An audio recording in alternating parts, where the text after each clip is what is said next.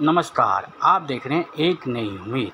वाहिगुरु जी का खालसा, वाहिगुरु जी की फतेह। आज हम पहुंचे राजा पार्क और मुलाकात की सिख समाज के जाने माने चेहरे स्वर्गीय सरदार महेंद्र सिंह ढिल्लों जी, जिनका सारा जीवन क्षेत्र के लोगों की सेवा में निकला।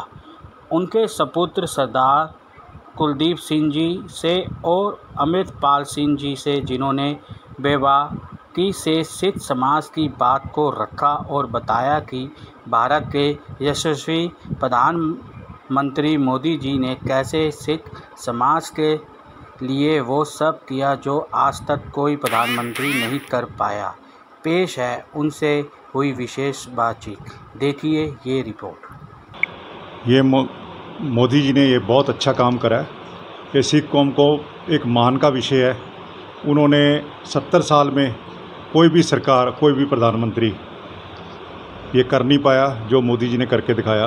वीरवार दिवस 26 दिसंबर को जो मनाया जाएगा और पूरी CBSE की बुक्स में इसका इतिहास लिखा जाएगा।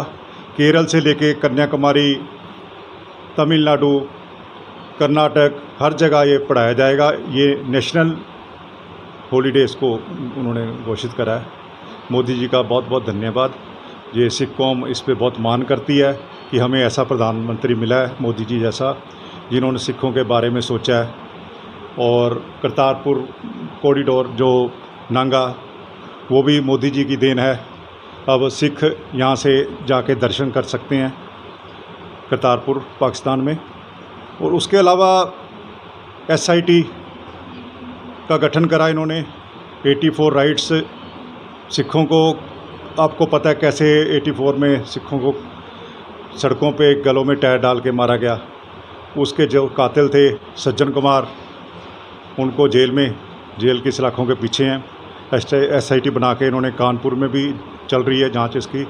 और जो भी इसके शिकंजे में आएगा, जिन्होंने उसको बख्शा नहीं जाएगा। ये सिख कौम के लिए बहुत मान का विषय है कि हमारे मोदी जी जैसे प्रधानमंत्री मिले हैं। आप क्या बताना चाहेंगे? देखो जी, जैसे करतारपुर का इन्होंने कॉरिडोर खोला, लांगा खोला, संगत जाके वहाँ पर दर्शन कर सकती है।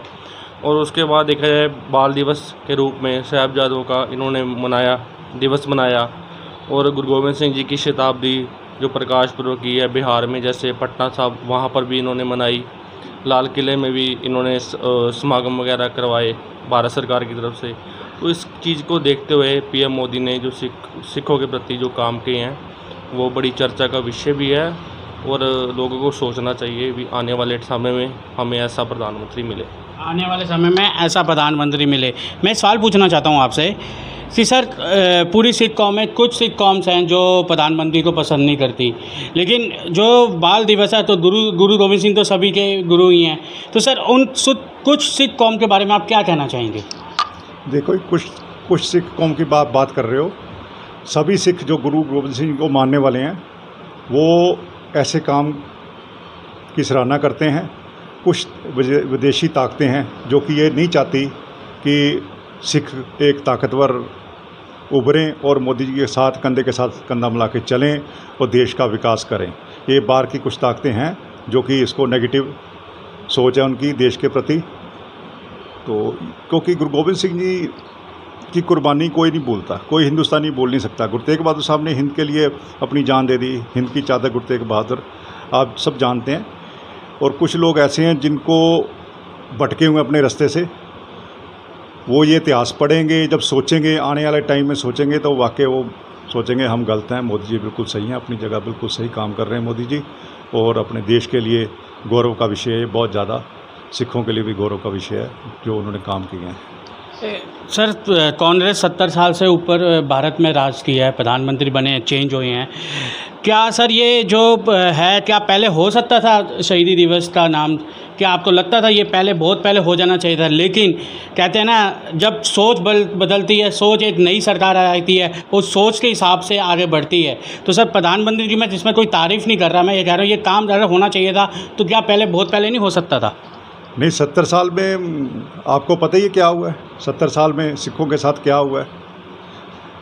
जो गुरु नानक नाम लेवा, सबका भला मानने वाली ये कौम, अकाल तख्त साहब टैंकों से ढेर किया इन्होंने, तोड़ा गया, दंगे करवाए गए।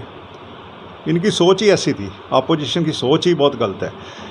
ये भगवान की कोई देन समझ लो, एक महापुरुष प्रधानमंत्री मोदी जी जैसा आया यहाँ पर, उन्होंने सोचा कौम के बारे में, सिख कौम की बहादुरी के बारे में सोचा कि क्या करना चाहिए। उन्होंने ये दिवस को 26 दिसंबर को वीर बाल दिवस के रूप में देश को समर्पित किया कि मनाना चाहिए हमें। लास्ट मैसेज आप क्या देना चाहेंगे?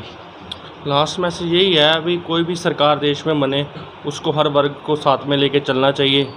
और जैसे गुरुओं की शताब्दी होगी या और भी कई ऐसे प्रोग्राम आते हैं, सामाजिक हो गए या वैसे भी कोई भी धर्म के रिलेटेड होते हैं, उसको सरकार को बढ़ चढ़ के मनाना चाहिए और लोगों के लिए अच्छा मैसेज जाना चाहिए।